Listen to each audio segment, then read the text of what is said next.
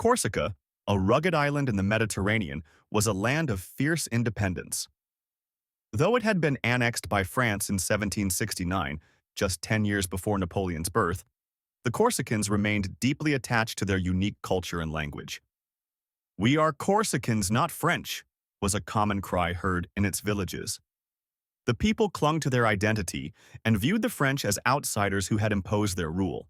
Napoleon Bonaparte was born in 1769 in the town of Ajaccio, into a modest but ambitious family. His father, Carlo Bonaparte, was a lawyer with grand dreams, while his mother, Letizia, was a resilient and pragmatic woman who kept the family grounded. The Bonaparte family lived in a modest stone house, surrounded by the sights and sounds of Corsican village life. From a young age, Napoleon was deeply influenced by his mother's strength and his father's ambition. Napoleon was the fourth of 8 children and quickly gained a reputation for his fiery temper and unyielding nature. Though small and often teased by his siblings, he refused to back down from any challenge. One day, his older brother Joseph grabbed Napoleon's favorite toy horse and held it out of reach. Napoleon, enraged, tackled Joseph to the ground and even bid him to retrieve the toy. Their mother, Letizia, watched the scuffle with a mix of exasperation and pride. "This one," she said, "will never back down." Letizia's influence on Napoleon's stubbornness cannot be overstated. She taught him the value of persistence and discipline, often saying, "Crying won't solve your problems. Action will." Her lessons stayed with him throughout his life. Napoleon later credited his mother as the person who instilled in him the resilience to face challenges head-on. While other children spent their days running through the fields, Napoleon preferred to sit indoors, lost in books. His favorite was an old atlas filled with maps of distant lands. He would trace his fingers over the maps, imagining what lay beyond the borders. "Why is France so big and Corsica so small?" he asked his mother one evening. "Because the French are stronger," she replied. Napoleon frowned at her response but didn't argue. Instead, he studied the maps even more intently. One night, after staring at the atlas for hours, Napoleon took a small knife and carved a single word into the map's edge: victory. It was a simple act, but it spoke volumes about the boy's growing ambition. Even at a young age, Napoleon saw himself as someone destined for greatness. One day, Napoleon returned home in tears after losing a climbing race to older boys in the village. "They laughed at me because I'm too short," he complained to his mother. Letizia knelt beside him and wiped his tears. "Crying won't make you taller," she said. "If you want to win, you must use your brain, not just your body." Her words had a profound impact on Napoleon. From that day forward, he began to think strategically, even in childhood games. Letizia's advice marked the beginning of Napoleon's habit of analyzing situations before acting. Whether it was a game with his siblings or an argument, he learned to think ahead, calculating his moves like a general planning a battle. This ability would later become one of his greatest strengths. In 1779, 9-year-old Napoleon faced a pivotal moment in his young life, leaving Corsica for the first time. His father, Carlo Bonaparte, dreamed of a better future for his children and believed that only a French education could make them successful. Carlo, ever ambitious, arranged for Napoleon and his older brother Joseph to attend prestigious schools in France. Napoleon was reluctant. He loved Corsica, the hills, the olive trees, the freedom. Yet he respected his father's wishes and prepared to depart. The port of Ajaccio was filled with the buzz of villagers bidding farewell to the Bonaparte brothers. While Joseph waved goodbye to friends with enthusiasm, Napoleon stood quietly, gripping a small rock he had taken from Corsican soil. As the ship drifted away, Corsica's rugged coastline grew smaller and smaller. Napoleon stood at the bow, his gaze fixed on the island's fading silhouette. His resolve hardened. "Corsica may be small," he thought, "but one day I will make it proud." Arriving in France, Napoleon was immediately struck by how foreign everything felt. The language was unfamiliar, the food strange, and the customs completely different. Worse, he was sent to Brienne Military Academy, a school dominated by the sons of French aristocrats. His classmates mocked him for his Corsican accent, calling him Little Islander. Napoleon, though hurt, refused to show weakness. Instead of arguing, he poured his energy into mastering French, speaking it aloud to himself every night. Napoleon's determination to prove himself never wavered. He excelled in mathematics, history, and geography, subjects that suited his logical and strategic mind. At night, he practiced French phrases over and over until his accent softened. "Let them laugh," he told himself. "One day they will follow me." Napoleon's talent soon caught the attention of his teachers.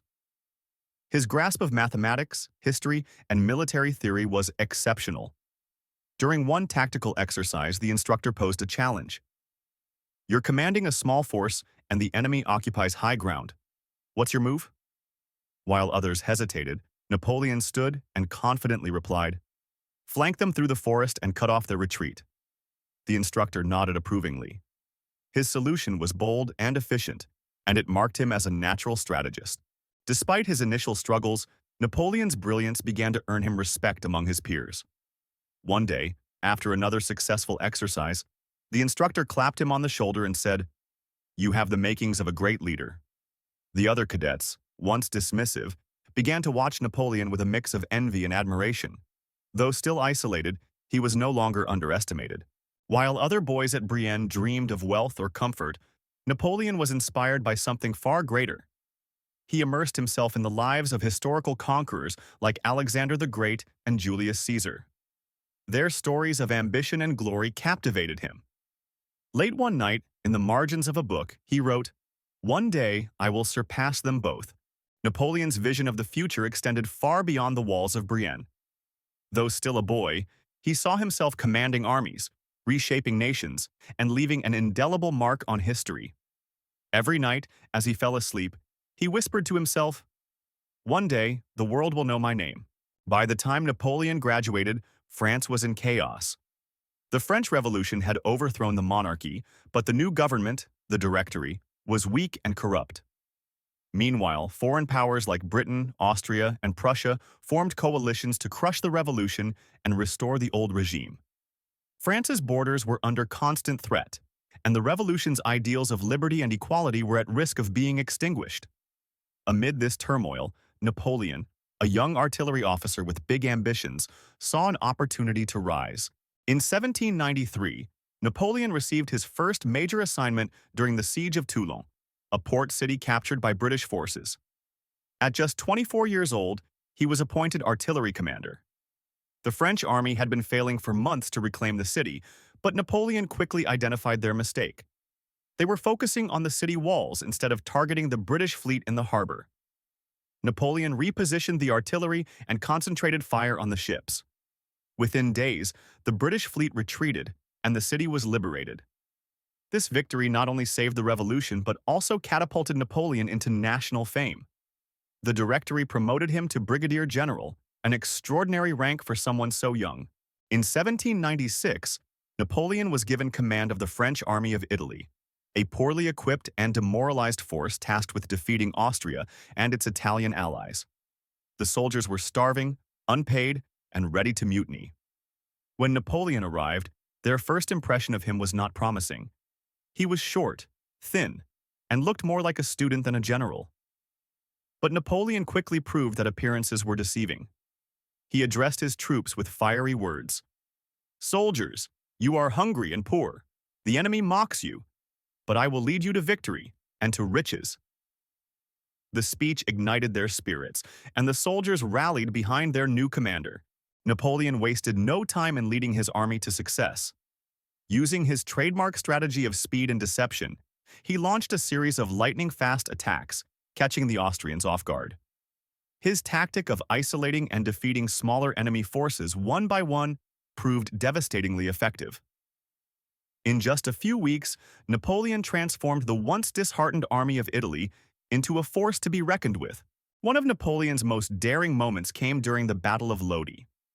The Austrians had fortified a narrow bridge across the Adda River, believing it would halt the French advance.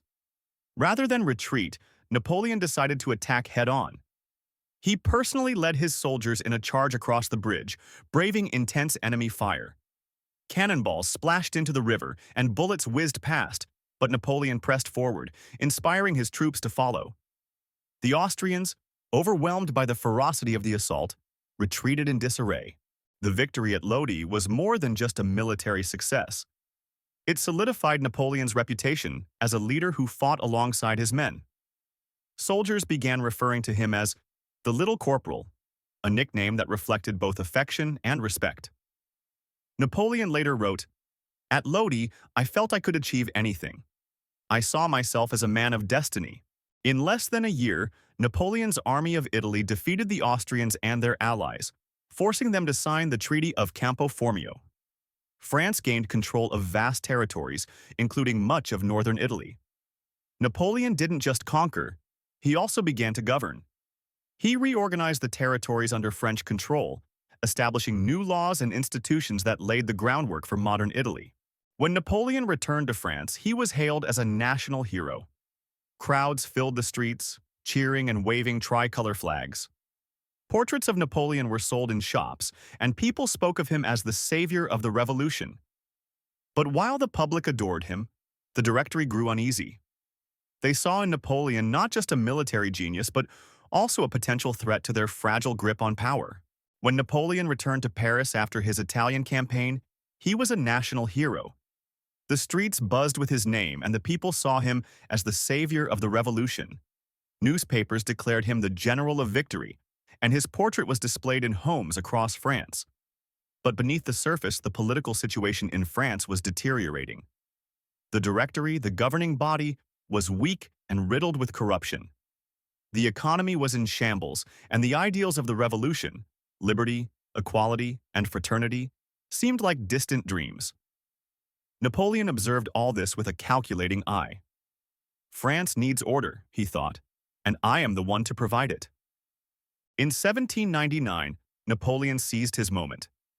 Alongside political allies, he orchestrated a coup d'état known as the Coup of 18 Brumaire, overthrowing the Directory and establishing the consulate. Napoleon was named first consul, a position that gave him near-total control of France.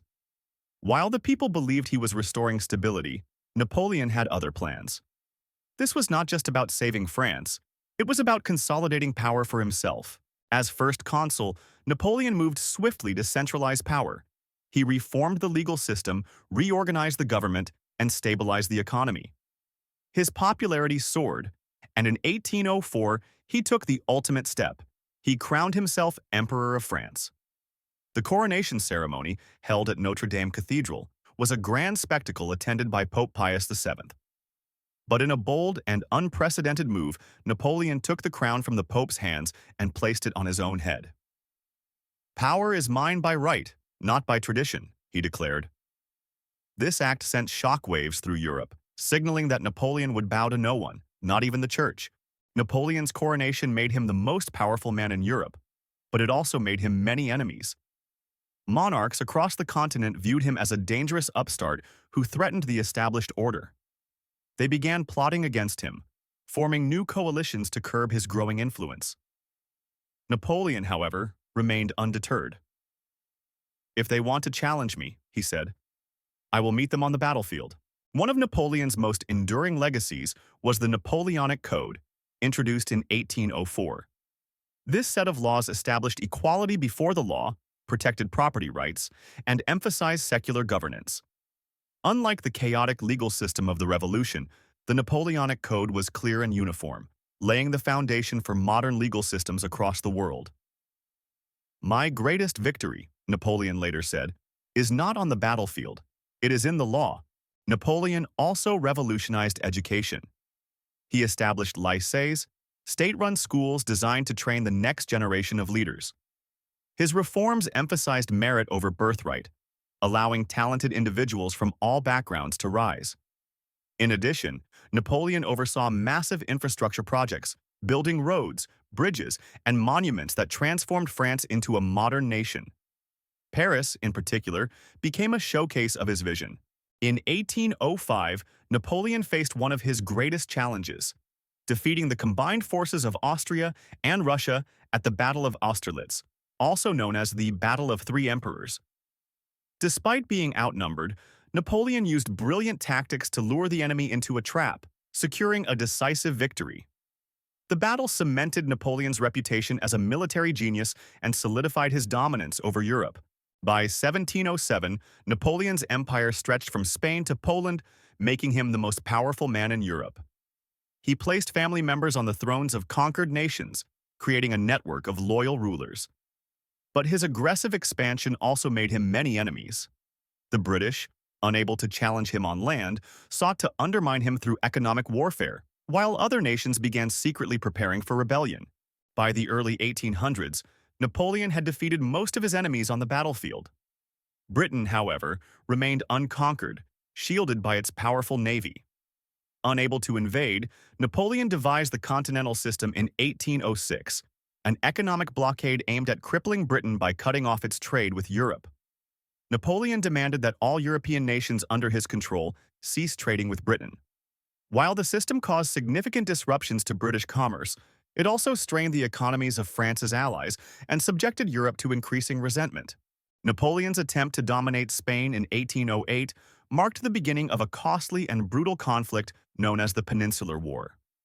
After forcing the Spanish king to abdicate, Napoleon installed his brother, Joseph Bonaparte, as the new ruler of Spain. However, the Spanish people rebelled fiercely. Using guerrilla tactics, Spanish fighters harassed and ambushed French troops at every turn, making the occupation a nightmare. Napoleon later admitted that the war in Spain was like an open wound that would never heal. In 1812, Napoleon made the fateful decision to invade Russia. He assembled the Grand Armée, a massive force of over 600,000 soldiers drawn from across his empire. Napoleon believed that a quick victory would force Tsar Alexander I to submit to the continental system. However, the Russians refused to engage in direct battles. Instead, they employed a scorched earth strategy, burning crops and villages as they retreated. By the time Napoleon's army reached Moscow, they found the city abandoned and set ablaze by the retreating Russians. Realizing that staying in Moscow through the winter would be suicidal, Napoleon ordered a retreat. The journey back was a nightmare. Bitter cold, starvation, and relentless attacks by Russian forces decimated the once mighty Grand Armée. Out of the 600,000 soldiers who had marched into Russia, fewer than 30,000 survived the retreat. Napoleon's aura of invincibility was shattered, and his enemies across Europe saw an opportunity to strike. Following the disastrous Russian campaign, a coalition of European powers, including Britain, Prussia, Austria, and Russia, united against Napoleon. In 1814, coalition forces invaded France, and after a series of defeats, Napoleon was forced to abdicate. He was exiled to the small Mediterranean island of Elba, where he was given the title Emperor of Elba and allowed to rule the tiny territory. Though humbled, Napoleon refused to accept defeat. "I will return," he vowed. In 1815, less than a year after his exile, Napoleon escaped from Elba and returned to France. Marching toward Paris with a small band of supporters, he was greeted by cheering crowds. The soldiers sent to capture him instead joined his cause, shouting, "Vive l'Empereur!" Napoleon's triumphant return, known as the 100 Days, sent shockwaves through Europe. The coalition powers quickly mobilized their armies, determined to end his rule once and for all. On June 18, 1815, Napoleon faced his enemies at the Battle of Waterloo, a decisive clash against British and Prussian forces. Despite his tactical brilliance, the odds were stacked against him. The battlefield was muddy and chaotic, and the arrival of Prussian reinforcements tipped the balance. By the end of the day, Napoleon's army was decisively defeated. Following his defeat, Napoleon abdicated for the second time. This time, the Allies showed no mercy. He was exiled to the remote island of St. Helena in the South Atlantic, where he would spend the rest of his days. In 1815, Napoleon was exiled to St. Helena, a remote island in the South Atlantic, far from Europe and the world stage. The British, determined to prevent another escape, chose the island for its isolation and stationed guards around him at all times. The journey to St. Helena was long and somber. Napoleon, once the ruler of a vast empire, now stood as a prisoner, gazing at the endless expanse of ocean. Though humiliated, he carried himself with dignity, refusing to show weakness. Life on St. Helena was bleak. Napoleon lived in a modest house called Longwood, surrounded by damp, foggy hills. Though he retained a small entourage of loyal followers, his daily life was marked by monotony and declining health. To occupy his time, Napoleon wrote memoirs detailing his rise and fall, justifying his actions and framing his life as a legacy for future generations. History, he declared, is the version of past events that people agree upon. I will shape mine. Over time, the harsh conditions of St. Helena took a toll on Napoleon's health. He suffered from stomach pain, which some historians believe was caused by stomach cancer, while others suspect slow poisoning. Despite his declining condition, he continued to write and dictate letters, refusing to give in to despair. In 1821, as his health deteriorated further, Napoleon reportedly said, "I die before my time, murdered by the English oligarchy and their hired assassins." On May 5, 1821, Napoleon passed away at the age of 51. His final words were said to be, "France, my army, Josephine." His body was buried on St. Helena, in a shaded valley he had chosen himself. For years, his grave remained a place of quiet pilgrimage for those who remembered his legacy. In 1840, nearly 2 decades after his death, Napoleon's remains were returned to France by order of King Louis-Philippe. The journey, known as the Retour des Cendres, Return of the Ashes, was a monumental event. Napoleon's coffin was transported aboard a grand ship, greeted by crowds of mourners at every port. When his body finally arrived in Paris, it was interred in a grand tomb at Les Invalides, a final resting place befitting his stature. Napoleon's tomb at Les Invalides is a masterpiece of grandeur and reverence. Encircled by statues of military victories, it stands as a testament to his achievements and his enduring impact on French history. Visitors from around the world come to pay their respects, drawn by the legend of the man who once ruled Europe. Napoleon's legacy is one of profound contradiction. To some, he is a visionary leader who reformed France and spread ideals of equality and meritocracy across Europe. His Napoleonic Code remains a cornerstone of modern legal systems, and his emphasis on education and infrastructure reshaped the French nation. To others, he is a tyrant whose ambition caused unnecessary wars, leading to millions of deaths and widespread suffering. His desire for power turned the ideals of the revolution into tools for his own empire. Napoleon's influence extended far beyond France. His military tactics are still studied in academies worldwide, and his reforms inspired movements for modern governance across Europe and Latin America. Even today, his life serves as a cautionary tale of the heights and dangers of ambition. Napoleon remains a cultural and historical icon. Streets, monuments, and schools bear his name, and his life has inspired countless books, films, and artworks. His story is one of ambition, brilliance, and the human capacity to dream beyond limits. Even in defeat, Napoleon achieved what few ever could: immortality in history. Napoleon himself perhaps best summarized his legacy. What is history but a fable, agreed upon?